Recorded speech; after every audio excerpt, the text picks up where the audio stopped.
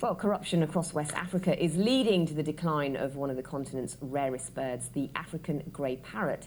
Claims by one NGO say corrupt officials and traffickers are exploiting these extremely intelligent, beautiful birds because they are highly prized in the pet trade. Next month, delegates from CITES, an international treaty set up to protect endangered species, meets in Geneva.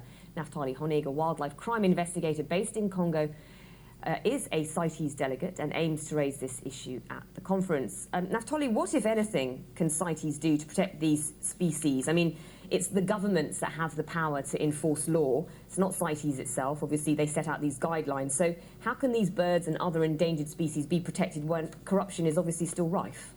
Well, it's really hard. I mean, the convention is set up to regulate the trade, and there are quotas set, but many of the governments that have set quotas in the past don't respect those quotas. And recently, for 2014, the quotas have been reduced to 0 for many, many countries, even countries that classically trade a lot in African grey parrots. But despite those quotas being dropped to 0, we see still that this trade is continuing.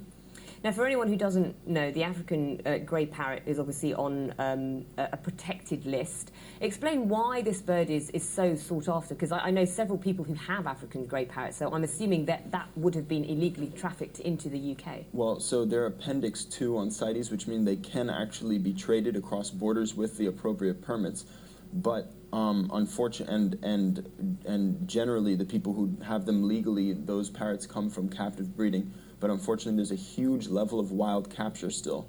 So the IUCN calls them vulnerable in their range states. But recently, people have realized, and I mean, I can see the difference between the West African grey and the Central African grey. You have the West African greys, and there are fewer forests in West Africa that are they're much more threatened. Their habitat has been reduced. They've been trafficked almost to extinction in many areas. They're obviously very expensive, so this is a lucrative trade. Yeah, I mean, when I was a kid in the U.S., I think they were going for $3,000 a piece. These things are bought for a few dollars in the forest a lot of the time. And yeah, they're, as you said, they're highly intelligent. They can learn a lot. They can speak as well. So people try and get them to the pet trade. The wild capture was greatly reduced. The wild capture imports into Europe were greatly reduced because of not because of people fighting wildlife trade, but because of people fighting avian flu.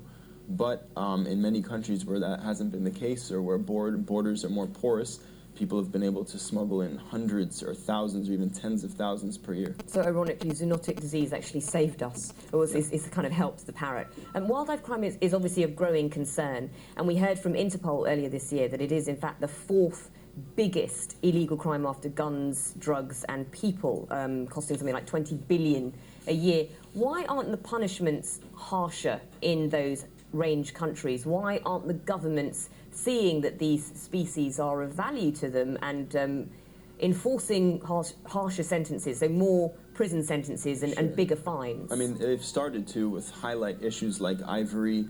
I think the rhino horn trade, those got highlighted here in the UK when the princes had the big conference here in London back in a few months ago in February, and I think we sometimes lose track of some of the other species. So punishments are increasing for rhino horn, for ivory traffic, but not so much for many of the other species, lesser known species. I think it's important to get information out there about parrots that their populations are being ravaged by the illegal trade, pangolins, lesser known species like that.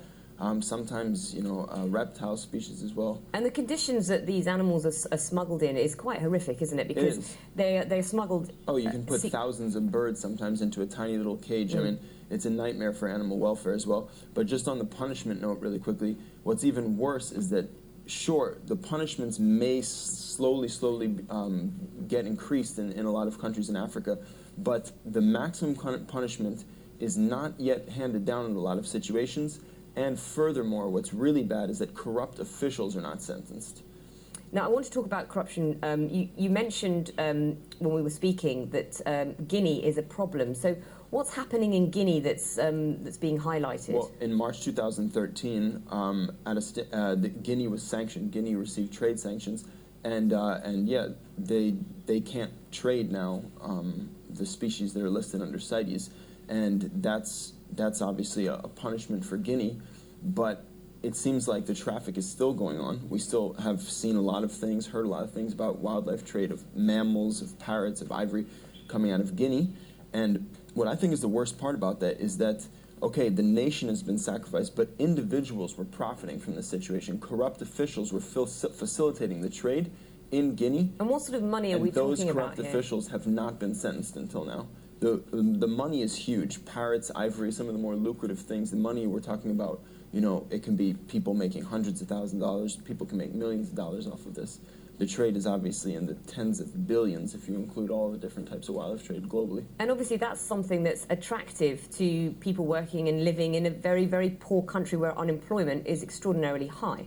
Exactly, and so, you know, the laws are in place to kind of regulate so that these species can be managed in a sustainable manner, but when you have individuals profiting and corrupt officials facilitating it, then it becomes impossible to regulate sustainable populations. Very quickly, what, if anything, are you hoping to achieve at CITES in June? I think it's important to talk with the different countries that are there and to see what everybody is doing about these problems. As I said, 2014, the quotas dropped. A lot of countries like Guinea doesn't have a quota this year. DRC, huge parrot exporter, and many, many other things. Last year, in 2013, they had quotas for lots of monkey species as well.